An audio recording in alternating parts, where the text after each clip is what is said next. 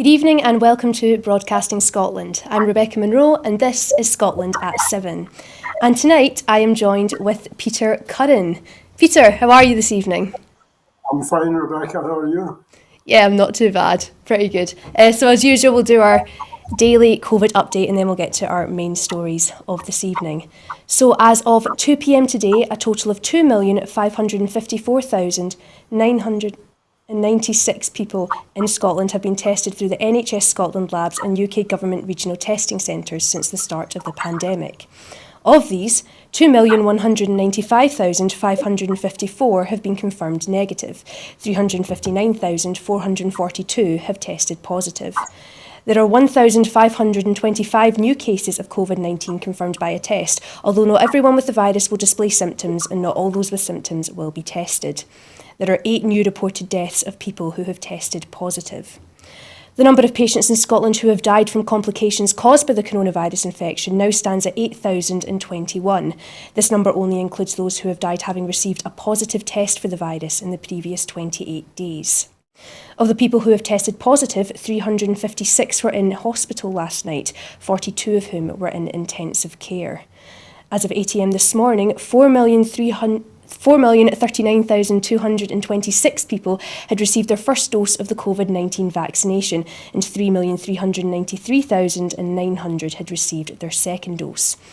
The latest UK daily figures up until yesterday show that 130,701 patients who tested positive for COVID-19 have sadly died from their illness, an increase of 94 since yesterday. And this number refers to deaths in all settings, not just hospitals. On to our first story of this evening, which is the energy transition and the First Minister's letter. First Minister Nicola Sturgeon has written to Prime Minister Boris Johnson calling for the UK government to reassess oil and gas licences already issued but where field development has not yet commenced, in light of the scientific report published by the IPCC this week and the severity of the climate emergency we now face. That would include the proposed Cambo development. The First Minister has also proposed a UK four-nations summit to ensure that global leadership on the challenging decisions that need to be made to ensure a just transition to net zero is demonstrated in the run-up to COP26 and beyond. Scottish Greens climate spokesperson Mark Ruskell welcomed the Scottish Government starting to come off the fence over the Cambo oil field, but said that there are still far too many hopes pinned on the oil and gas industry to get us out of the climate emergency. Mr Ruskell said, "We cannot wait for the development of new technologies."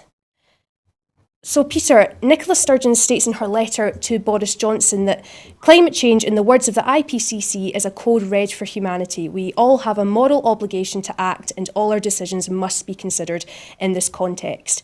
So how do you think Boris Johnson will react to this letter, or what decisions do you think he'll make in response to Nicola Sturgeon's letter? Very complex issue to place in context, Rebecca. First of all, predicting what Boris Johnson would do in any situation is a notoriously unwise thing to do. But basically, all sorts of things are tied up with this. Campbell may well become the defining issue of the next few months. It can't afford to be the defining issue of the next few years. I mean, this is the position that parties take on this. Every word that they utter is loaded with meaning. Nicola asking Boris to consider it and to use a phrase that's used in the context of the referendum, it's a material change of circumstances like nothing we've ever seen before. And therefore, that's a courtesy, and despite all the provocations and all the heated words, courtesies are important in politics and in diplomacy, even between people that you cordially detest. There's got to be a basic one. If that's all she means by it. Equally, asking for a four-nations approach makes sense to me in the context of I've been arguing through the last programme we had together, Rebecca, and before that with Libby MacArthur, that it's vital to recognise that all parties, certainly in Britain, ideally in Europe, and really ideally in the world, should form some joint approach to this, because we cannot defeat the threat without cooperation. The other side of it, of course, is this is a symbolic issue in a number of ways. It challenges UK's control of Scottish oil. It challenges the authority of UK. It challenges the authority, limited though it is, at least if you accept the straitjacket of the Scotland Act, that Nicola, in doing what she's doing, is balancing the things that all good leaders have to do. But in this case, the balance is so heavily tipped down on one side. I mean, just take an event which I was alive during it, put it that way, and gradually more and more aware of it, the Second World War. All bets were cancelled of the way we behaved before, of the way we approached political issues, of the way we approached major projects, of the way we approached the social freedom of the population to guide their own actions. They were challenged in the face of an appalling threat, not only to Britain, but to the world, ultimately. And yet that threat pales into insignificance beside the threat of climate change. So Nicola is between a rock and a hard place, or a rock and an oily place on this one. And that almost anything she does is going to be seen to be wrong. I do not believe she can get through this mini crisis with Boris, mini crisis in the sense that bigger crises will follow from it, without in some way defying the realities as they're sketched out by Boris. Boris's position is essentially, this is within UK's control, it's not a devolved matter. These are existing contracts. We can't just go back and wipe out contracts. Nicola's position is at the very lowest. There are radically changed circumstances and we must reevaluate them. So I support her approach if it's motivated by the emotions and judgments I think it should be, namely courtesy, but as a preliminary to very much stiffening the approach if Boris plays silly buggers on it.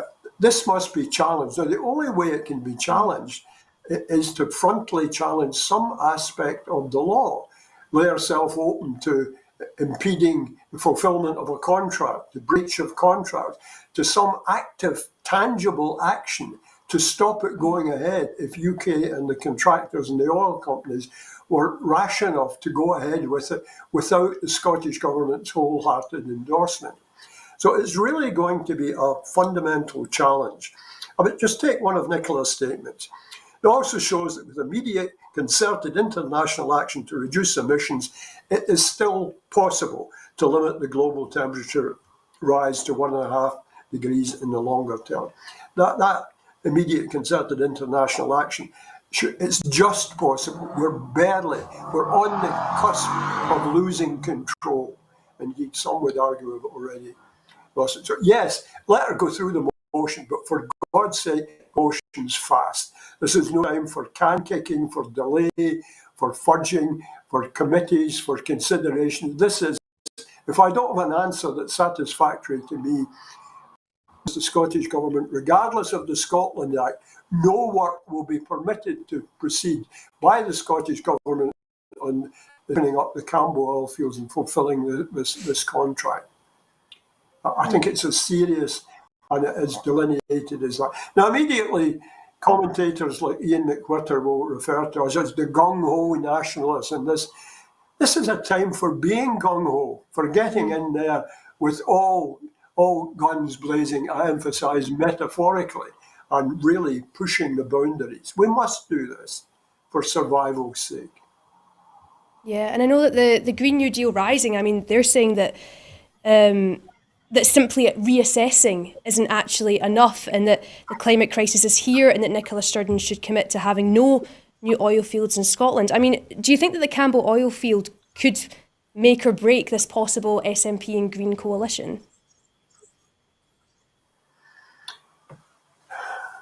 Well, it certainly threatens that.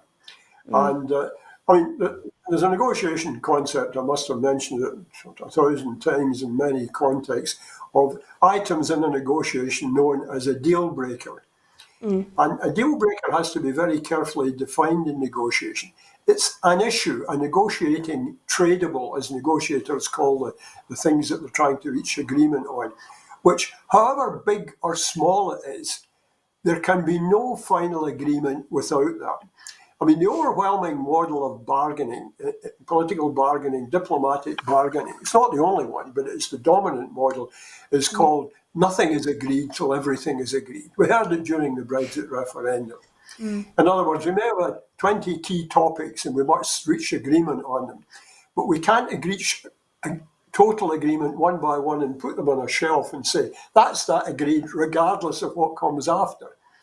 So a total package means nothing is agreed till everything is agreed.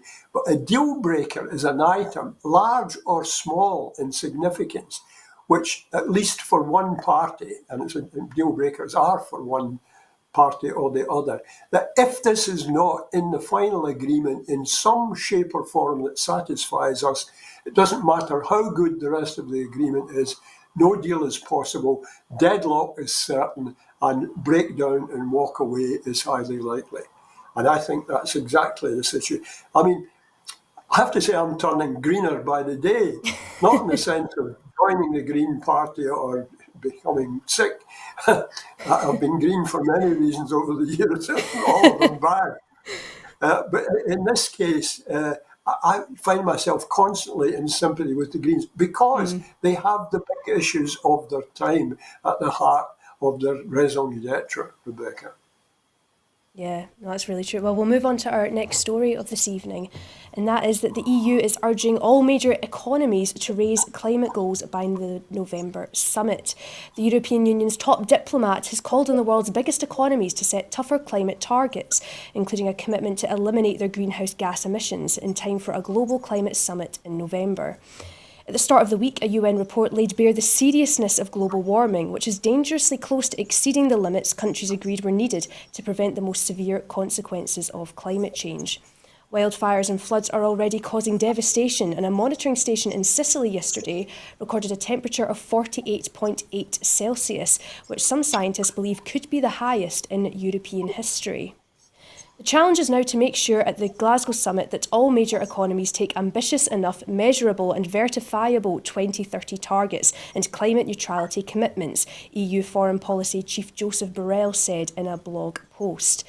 The EU and United States this year both set tougher targets to reduce their emissions by 2030.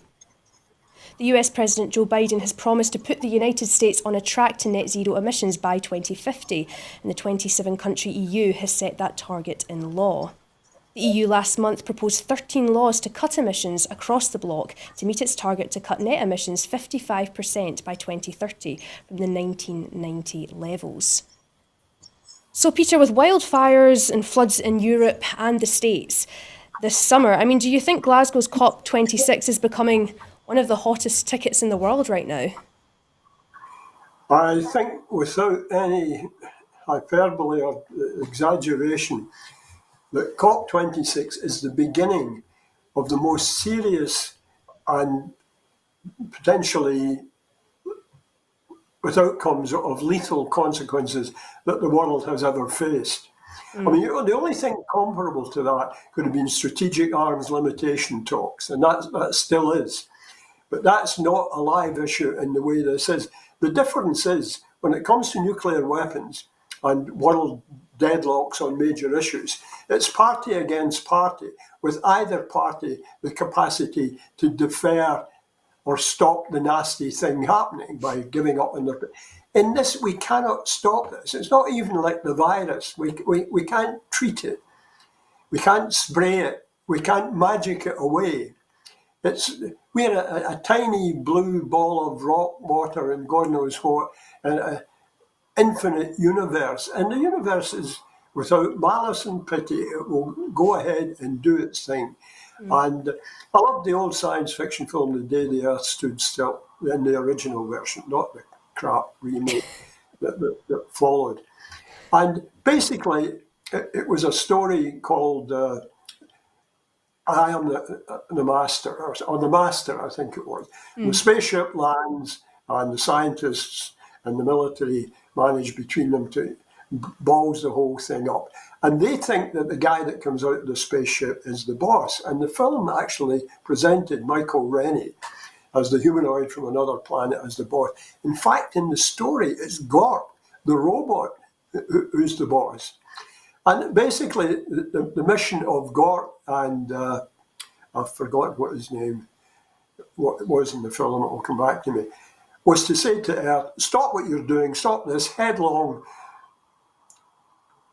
gallop to nuclear war, which threatens the whole universe. And if you don't, we'll destroy you utterly and totally. You're just a little blob, we'd like to help, but if you don't. We're in that position now. Now we go back to this question of goals. Goals, objectives, if you like, are crucial to diplomacy, to any form of interaction, to political bargaining. And the term goals essentially means long-term major strategic targets. Now, there's a very limited understanding among people about the whole nature of targeting. I can't go into a mini lecture, and I'm in danger of doing that, Rebecca. But there's an old saying, you will never achieve more than you target to do. So the motto in setting a target has been the same for many years. It's got to be ambitious, but realistic. In other words, it's got to challenge, really challenge to the limits, your ability to achieve that target with the knowledge that they might not. But it has to have some realism built into it, because any fool could set zero emissions by 2022 as a goal or a target. Utterly meaningless. It's sure as hell as ambitious. It's also totally unrealisable. So they've got to understand. And then you work back from the strategic target to saying what plans do we have to put in place to achieve this target? What benchmark timescales do we evaluate the target on? COP is facing this, and they're facing it under a huge glare of world publicity. I mean, the world's eyes will be on Glasgow in October, and rightly so in this, sadly so. So Scotland, willy-nilly, without making any constitutional political points, is at the eye of the storm, and to use an old phrase, if we get it right from poetry, I can't remember which one, the cynosure of neighbouring eyes. There's a lot of good people in the world willing us to get this right.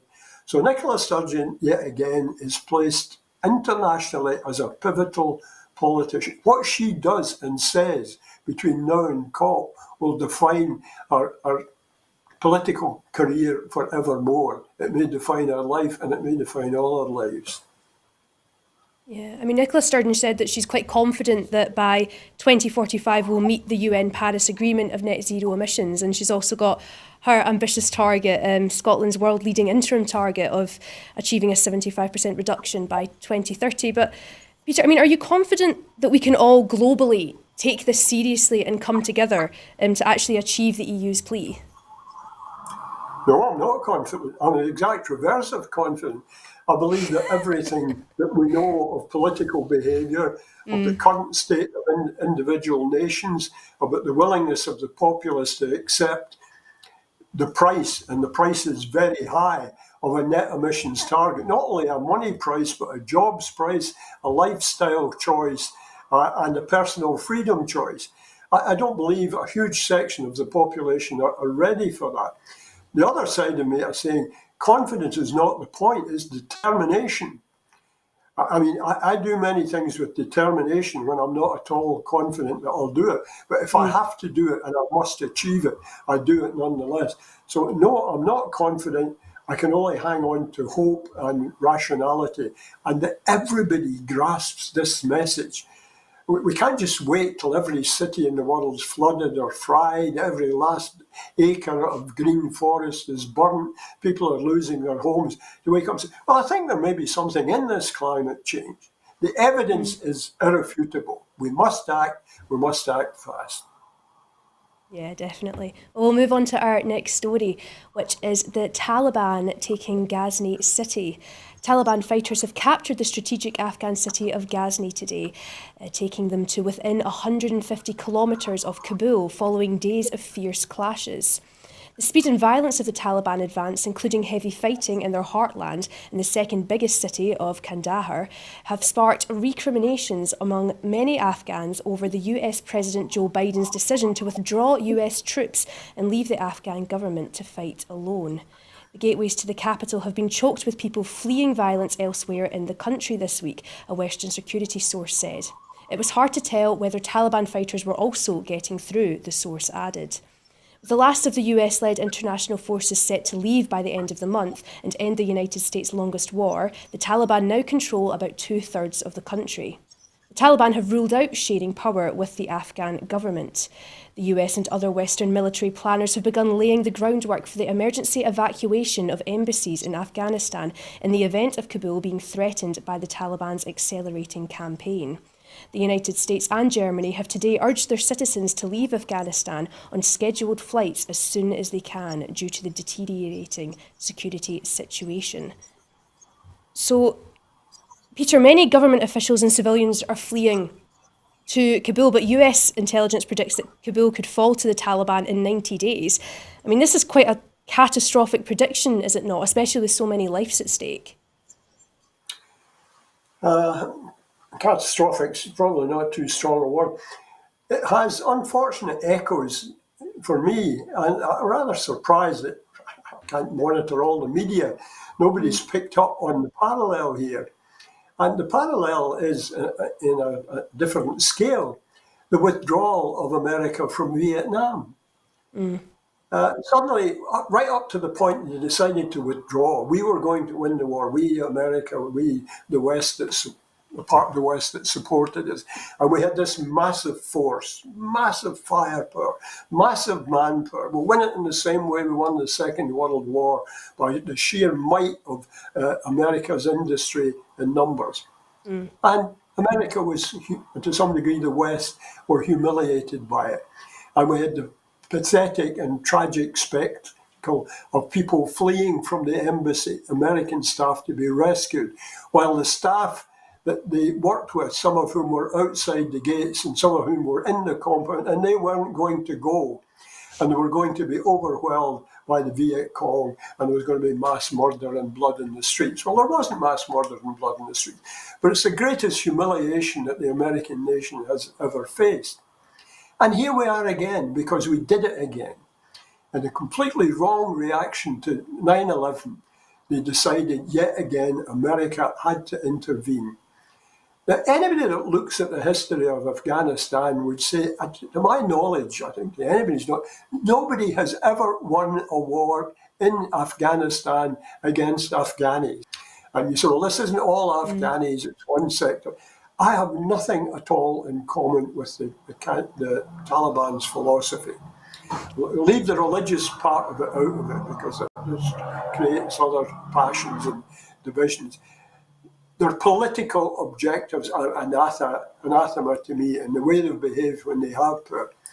But the fact is, if they, after 20 years of American military might and us and deaths of people directed against them, as soon as the Americans withdraw, can suddenly overrun the system. There's something far wrong with the structures, not only in Afghanistan that are resistant to the Taliban, but to Pakistan standing behind it.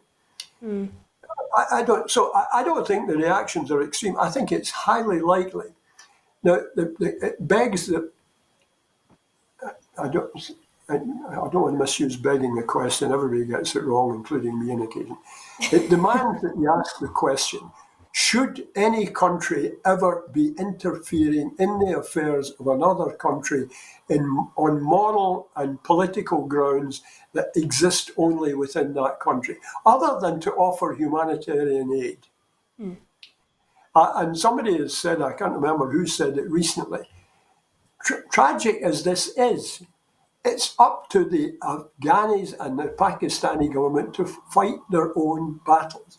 It's up to the people. If the people cannot resist the Taliban, then that's their country. That's the very nature of states, is that you, wherever possible, you sort your problems within it. Now, the other thing is, America and Britain very recently seem to have no problems whatsoever in dealing with powerful countries who have oil and control oil and have huge contracts and money to spread around in Westminster to the people that accept that kind of dirty money, who have brutally repressive regimes and a philosophy which we reject totally. So a moral judgment is made by whether this regime, it's not whether the regime is monstrous or dreadful or doing something bad to its people and we need to help them. It's about, do we share their morality? If we share their morality, then there isn't a problem. But if economically it's in our interest and they already have established power, then it's only realpolitik that we deal with them, and that's the nature of diplomacy. So I don't think there's any answer to this that can be offered by the West or any other country, except to express concern, offer help, and accept that Afghanistan is going to do what it's going to do. If it winds up with an Islamic caliphate and the people are unable to overturn that or resist it, the ones that want to, then that is the will of the people, however reprehensible it may seem to a lot of other people. We can't go on meddling like this. Every time we meddle in the West from broadly comfortable seats and watching it, armchair distance, like the appalling meddling of Blair and Brown in Iraq, I believe a crime by any description. These things never work out right. So I think this is going to go on. I don't think Biden is going to go back. It's a political hot potato for Biden. It will be seized on by the likes of Trump. I'm just thankful that Trump is not in power at the moment, because God knows what would be happening then. Yeah, So I don't want to be too pessimistic, but that's the game, set and match for me. Yeah, it's true. Well, we'll move on to the next story of this evening, and that is supporting workers post-pandemic. First Minister Nicola Sturgeon and representatives from Scotland's trade unions, led by STUC General Secretary Roseanne Foyer, have met today to discuss key issues affecting workers as Scotland recovers from the coronavirus pandemic. Matters such as the need for the UK government to extend the furlough scheme and reverse plans for damaging cuts to universal credit that will see households lose out on over £1,000 per year are on the agenda, as well as discussions on how to ensure workers' needs are protected as Scotland's economy undergoes transformation to net zero. The Scottish Government has written to the UK Government on 7 occasions to call for the £20 per week uplift to universal credit to be made permanent and extended to legacy benefits. Analysis from the Joseph Rowntree Foundation indicates that cutting universal credit at the end of September will put 500,000 people across the UK, including 200,000 children, into poverty. So, Peter, 500,000 people into poverty, 200,000 of which are children. Do you believe that this is acceptable? How will this help the economy if nobody has money in their pockets? Well, leave aside whether it's enough, soon enough, extensive enough. Let's look at some aspects of the problem. A number of organisations have been looking at this problem since about last February, at least, saying we've had this great unwanted transformation of our society, of working habits, and it won't just flick a switch, take away the restrictions, and everything will go back to normal. We've all adapted over a period since March of 2020 to a form of life. I haven't had to adapt so much because I'm retired, by the wrong word to describe me, but I'm not in paid employment, put it that way, unfortunately. But there's people, their whole life has been turned inside out. The thing that I think must be first and foremost here, there's 2 key threats that the pandemic has posed here in relation to workers. One is a recognition, we must recognise this, that the sex that has suffered most from this is the female sex. Women by any standards, whether they are employed, workers, childless, with children, families, have borne the brunt of this pandemic in a way that nobody else has. Whether they're laid off, whether they've been furloughed or whatever, they've had to make agonising choices between family and work. And could they continue? I mean, many working mothers are working not to get an extra holiday in Torremolinos, they're working to stay alive and feed their children. And suddenly they were perhaps furloughed, perhaps not, and they're trying to balance all of these things. It created stresses within families.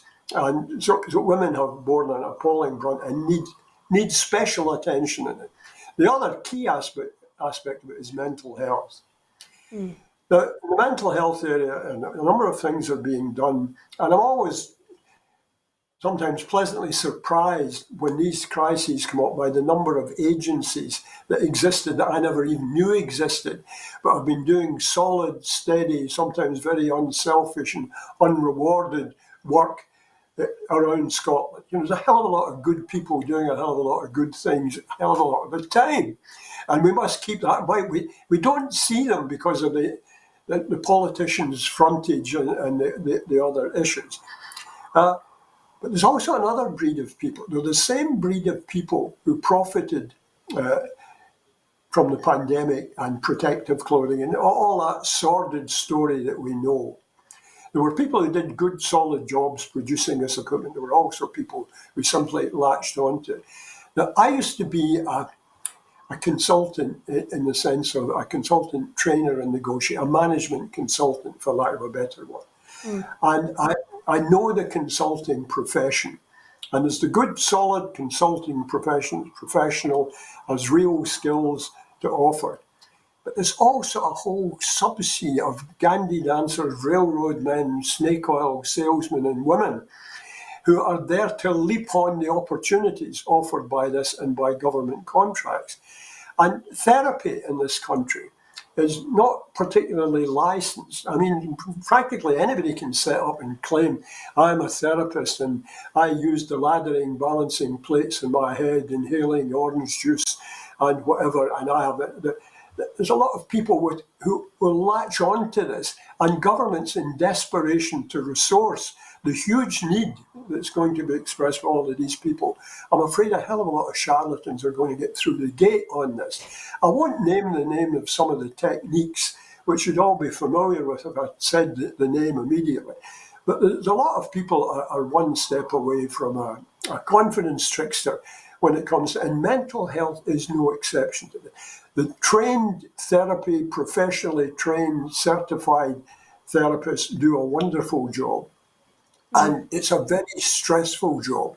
Perhaps not a well-known fact, but I've met many of them, including some fine people in consulting, who told me that the therapists themselves have to have a therapist because of the stresses the job places on them. So I hope some hard discretion is going to be offered. And I'm a long-term, well over 40 years now, member. I'm a fellow. It's the only proof I have I'm a man. I'm a fellow of the Institute of Personnel and Development. Here I am, a fellow. Not a companion. You have to be. I'll never be a companion anymore. I'm a fellow. And that's a key role of human resources. So human resources will be asked to participate in this or to manage this process as people are either coming back or saying, I want to stay working for you, I've got a contract, but I'm not coming back. I want to work from home. There are people who are saying, I want to come back, but I've suffered severe mental stress under this. Is there a way of easing me back into the workforce? Now, there's two classes of HR professional. There's the ones who try and do as much or hire permanent staff to help them do it. And it's the PR people, the HR people, human resources people, who never did a day's work in their life. All they do is phone up a consultant or a provider of services and say, can you get somebody in post-haste that will do 10 post-traumatic stress interviews? And they judge them on the cost, not on their professionalism, not on their ability to deliver what's. So that worries me. It's something that should worry the Institute of Personnel Development. it's something that should worry the medical profession. There's a lot of advice out there, and there's good advice on the National Health site. They had earlier advice which they withdrew and modified, showing good sense in the light of the changing pandemic and statistics. But there's a lot of lousy advice out there at the moment. So it's a worrying prospect, but somehow or other we've got to put Humpty Dumpty back together again and recognise that the cracks will be there for a long time before we get the shiny egg back on the wall. Yeah. Well, we'll move on to our next story of this evening, and that is the face-to-face social security support. People who live in Dundee City, Perth and Kinross in the Western Isles are the first to access new face-to-face support when applying for Scottish benefits ahead of a full rollout later this year. The introduction of Social Security Scotland's new local delivery service coincided with the launch of the Child Disability Payment last week, the first Scottish disability benefit which needs to be applied for. Clients can book an appointment to meet with a specially trained advisor at a venue within their local community or at their home, and also be able to request video call or telephone appointments. Client support advisors will answer any queries about Social Security Scotland benefits, help to complete paper or online application forms, offer other support such as identity and document verification, and help with submitting change of circumstances information. There will also be an increased range of ways people can apply for payments they are entitled to. The service started in the pilot areas for child disability payment ahead of being rolled out across the whole of Scotland in November 2021. So, Peter, treating clients seeking assistance for social security benefits with dignity and fairness and respect kind of sets Scotland apart from the UK system. So what are your just initial thoughts on this? Well, I'm really very pleased. I mean, this is an example of the kind of thinking that I want to see government doing, our elected Scottish government doing over a whole range of issues. It's showing a recognition. It seems so basic when you lay it out simply and somebody says, well, why didn't we do that before? Why didn't anybody do this before? But governments, administrators, civil servants are good at designing systems to help people. They have never been very good at helping people to access the systems. So often it's been a perfectly sound system, properly funded in place, but getting to it is chaotic. Now, I keep being ancient, I can go back in history and I have to do it. I was brought up by a widowed mother in a pre-national health era during a war. And I remember the petty and not so petty humiliations my mother was regularly subjected to when she had to go and sit on a bench and some middle-class twat patronised her and mocked her for not having done something or ticked a box. And I sat there as a fuming Glasgow child with a distinctly violent streak into me, ready to have a go at them. Even as a 7 and 8-year-old, how dare they say these things to my mother? So we've got past that. But anybody who's experienced of trying to access services, because the services are there, we've funded this wonderful service, try and get to it. There's an old story about the two Oxford chums, and one of them came from a desert kingdom. He was a ruling family in the kingdom, and he was a Maddy, whatever that place is. Not a Maddy in the Glasgow sense, a Maddy with an H, a potentate. And but he'd been to Oxford and he'd got the Oxford accent and the Savile Row suits and all that, and he'd gone back to his Maddyism. And he contacted his friend in London and said, come out and see me. I'd love to see you. Just come and see me in my element. So the guy said, delighted, I'll go and see old John, or whatever his name is, we'll call him. I got on the plane. So he got off the plane in this kingdom. He was immediately assailed by security services, stripped search in his most intimate orifices, generally bustled about, then bustled into a big black car by men in dark glasses, driven far into the desert. There was a cluster of tents in this giant opulent tent. He got into an inner tent in the tent and was stripped again, ritually washed, given sandals, and then told to walk forward to this dais at the end of the room. And there sat the Maddy, who for the day had dressed back in his Savile Row suit. And the Maddie got up and came down and said, "David, how wonderful to see you. Surely they didn't put you through all that ritual." Now, this is known as the Maddie technique. In other words, you tell people that, yes, I'm infinitely accessible. And when you try to access. So I think it's what I think is particularly welcome in it, Rebecca, is the intelligent way they've approached the way in which the interviews will be delivered. You've just catalogued them. Venues in local communities, in people's homes, in hospitals and prisons via video call. So it sounds to me like imaginative, the result of somebody having done really good thing, probably a civil servant, or maybe, I don't want to, I think is it Neil McPherson's the minister for this, a good guy by any standard. So maybe he deserves a huge share of the credit. But I hope this works, I hope it's delivered, and as always, I hope it's enough. Yeah, definitely. Well, we'll move on to the next story of this evening, and that is that Brexit has significantly altered Irish-British freight traffic. Post-Brexit trade frictions have significantly altered freight traffic between Ireland and the UK and sparked a steep rise in volumes to and from Ireland and other European Union members, an Irish government agency report said on Thursday. The introduction of checks on some goods since the UK left the EU cut imports from UK by 35% in the first 5 months of 2021, while the number of shipping routes to mainland Europe more than doubled. Ferry traffic between Irish and British ports was 20% lower in the second quarter compared to the same pre-coronavirus pandemic period in 2019, while volumes in Irish and EU routes were up 99% on 2019, the Irish Maritime Development Office said. Overall volumes were 0.2% lower than the second quarter of 2019, providing a more reliable comparison than previous quarters, which were distorted by pre-Brexit stockpiling and tough COVID-19 restrictions. The most significant factor behind the changes was traders abandoning the once speedier UK land bridge, where hauliers would take a short sea crossing between Dublin and Holyhead in Wales, drive to Dover and then take another ferry to mainland Europe. Many are shunning the route over concerns about delays and disruption due to the new customs controls the IMDO's quarterly report found. Traffic between Irish and UK ports now accounts for 67% of all Irish ferry volumes compared to 84% 2 years ago. Direct routes to the EU have doubled their share to 33%. This does not automatically imply greater trade with other EU member states, the IMDO said, but rather a reconfiguration of supply chains away from the UK land bridge.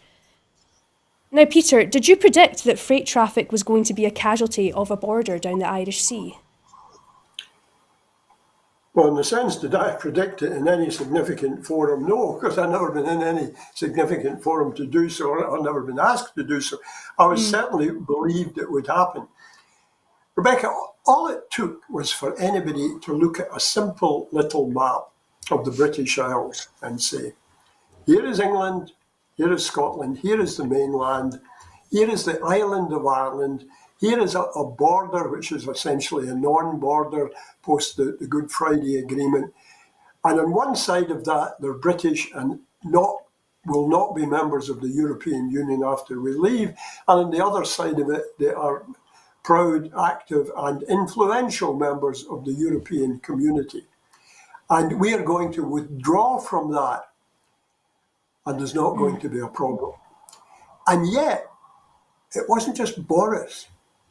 It wasn't just Britain. The EU were singularly unprepared. For some reason, nobody had looked at the inevitabilities of this. They hadn't drilled down to the basic equation.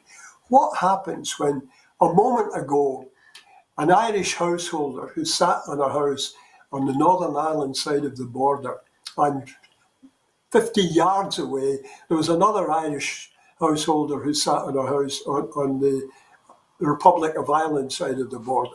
And at one fell swoop, one ceased to become a European citizen with all the freedoms it implied, and the other was still a European citizen. The idea that that wouldn't cause a problem. I mean, one of the statements said, post-Brexit trade frictions have significantly altered freight traffic. And that should be chiselled up somewhere on a headstone and saying one of the great understatements of the 21st century.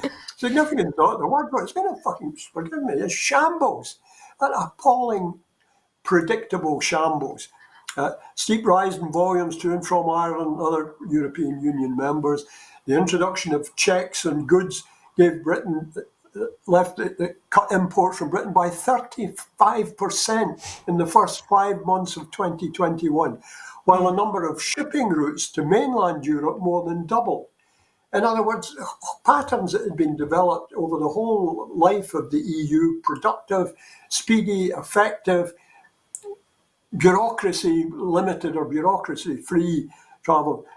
Roll-off traffic between Irish ports was 20% lower in the second quarter.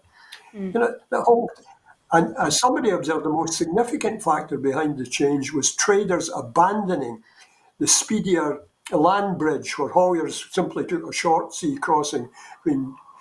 Whole patterns have been broken down into chaotic fragments, and of course the whole constitutional issue for the Northern Ireland, and you've heard Stormont fulminating on this. It provoked a change in the leadership.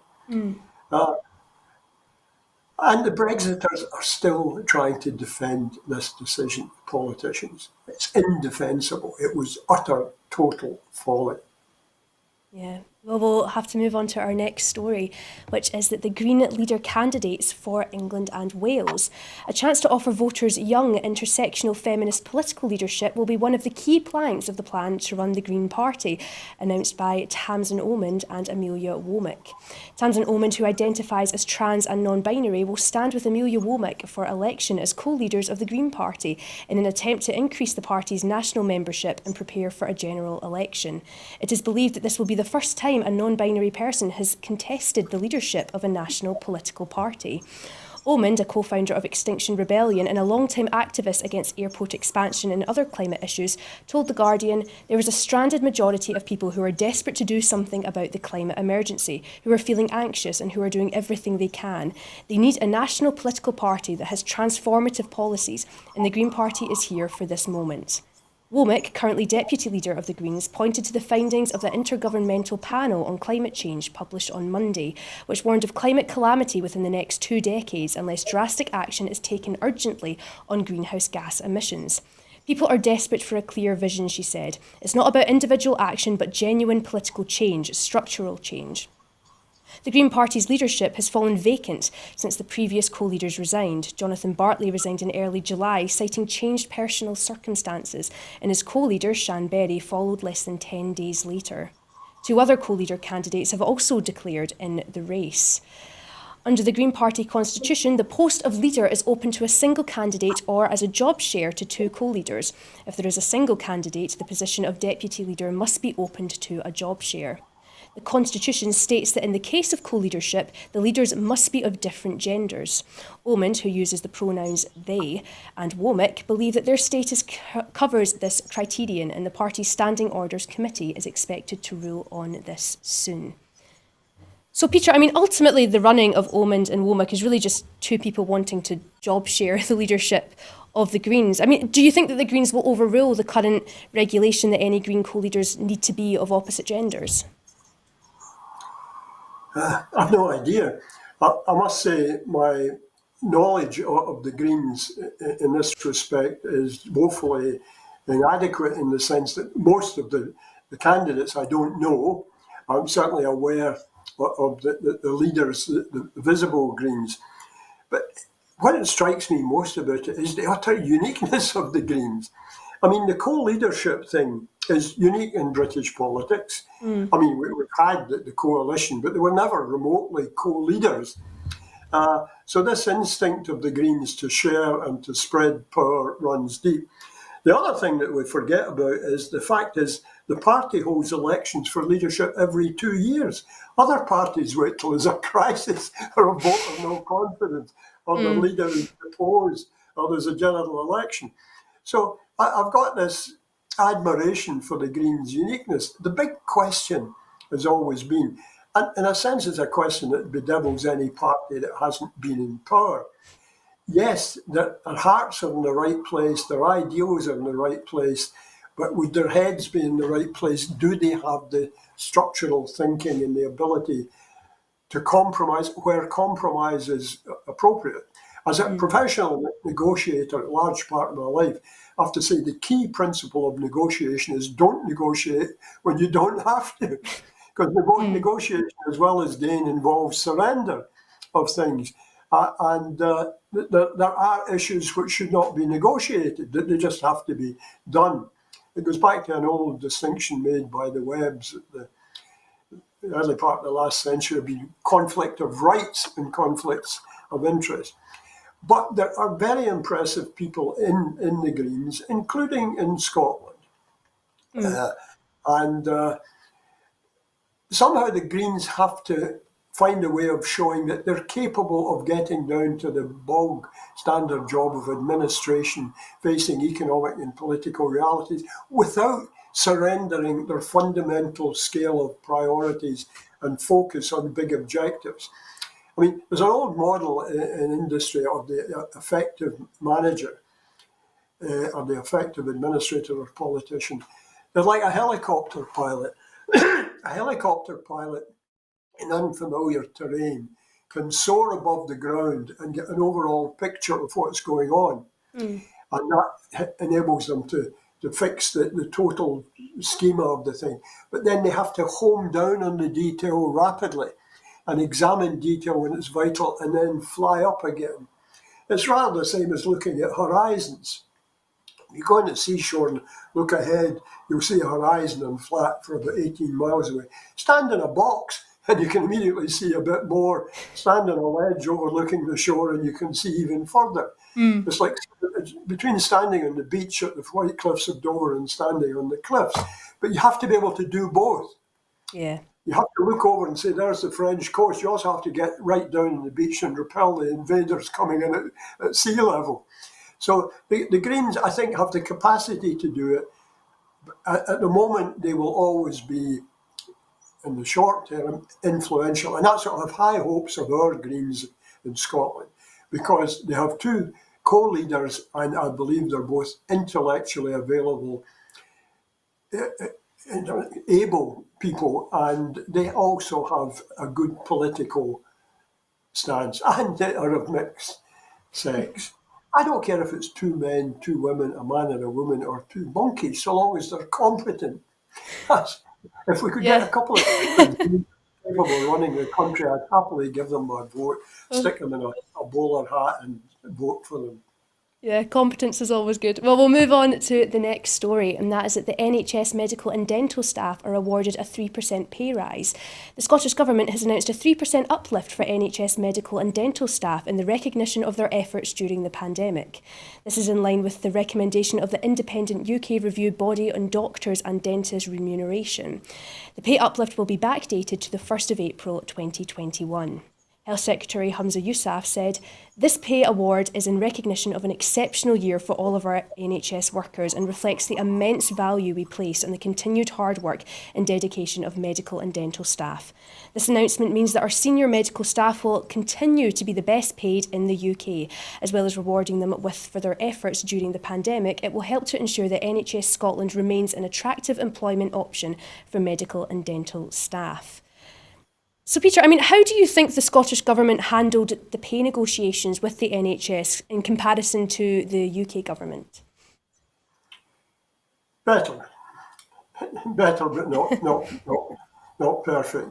Nobody ever handles negotiations perfectly. I certainly haven't in a long lifetime of doing it, but infinitely much better, because the Scottish Government doesn't start from the baseline a priori assumption that given a choice, it's the workers who must suffer and not the government. So in that sense, the Scottish Government was better able to get its priorities right. But I mean, no demand is ever too low for an employer to accept, and no offer is ever too high enough for a union to want to accept. So that's what negotiation is all about. As far as dentists are concerned and dental assistants, anybody who works in dentistry, I have a huge respect for them, some of which are totally for the wrong reasons. I strongly advise anybody who wants to think about dentist pay scale, go and see the film Marathon Man, a 70s film with Dustin Hoffman and Laurence Olivier. and you'll get a new perception of dentistry the next time you go under the drill. My dentist, an excellent dentist I've had for the last 37 years, has gone private, and I won't shift from it, but I'm going to sign up in October. Forgot my appointment. I've got to wait once now. But I'll sign up because we've had a constant relationship, huge admiration, not only for the key dentist, the partner, who's very, very expert, but for the staff at every level, the people that hold the towels, the people that put the squishies in your mouth and shine the lights in your face. And I've great respect for them all. And it's a respect not unmixed with fear. Well, we'll move on to our last story of this evening, and that is on electric flights. Leader in electric aviation, Ampere, has celebrated the first hybrid electric flights in Scotland today, crossing the Pentland Firth from Kirkwall Airport on the Orkney Islands to Wick Airport. This milestone marks the first electric demonstration flights in the UK. The trials, the first to operate on a viable regional airline route, are part of the Sustainable Aviation Test Environment Project, which is being led by Highlands and Islands Airports Limited.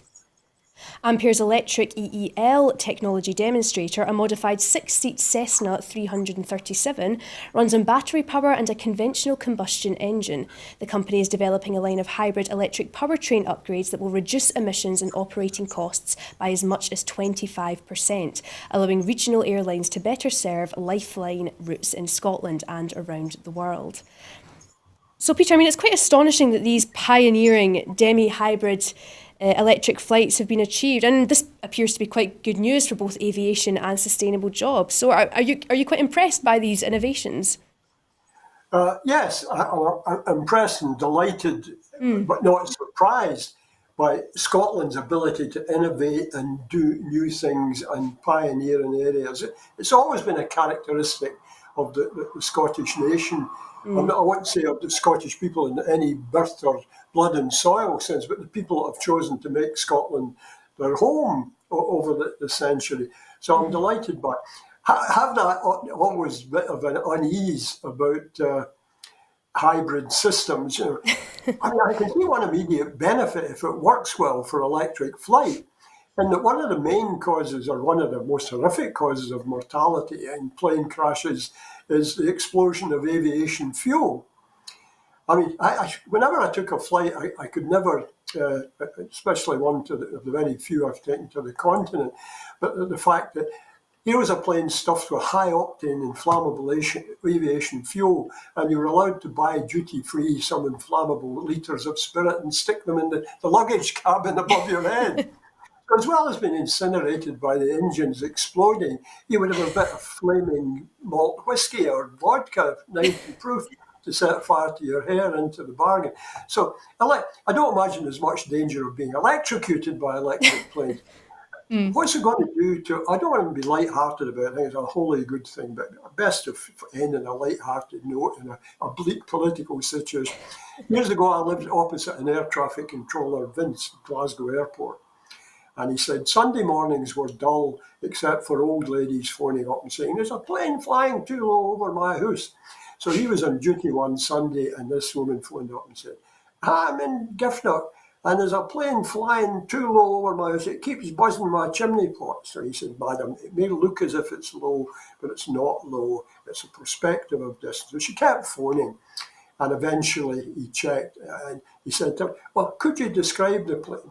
She says, "Yes, it's white, it's got markings on its side, it says something like Cessna, and there's a young blonde man in a white shirt waving to me out the window." And it was a guy on a joint flight buzzing for fun. The house is in Giffnock. So always listen to old ladies and old men. But yeah, a wholly admirable initiative. Hybrid thing worries me. It's we'll kick it. What are we going to do with all the disaster movies now? Is Bruce Willis going to crawl out on the plane of the wing and say, "I brought my electric maintenance kit for the dynamo," instead of reducing the fuel? Die Hard with an electric shock is the next blockbuster we'll be seeing. Who knows, maybe it will be. Well, that's all we have time for this evening, but thank you so much for coming on tonight, Peter. It's been a pleasure chatting to you tonight. Thanks, Rebecca. And thank you to everyone watching at home. And if you would like to support Broadcasting Scotland a little bit further, then just follow the link at the bottom of your screen just now. So thanks again to Peter for tonight's programme, and join us tomorrow evening where we will be speaking with the SNP Westminster leader Ian Blackford. So thanks again for watching and have a good night.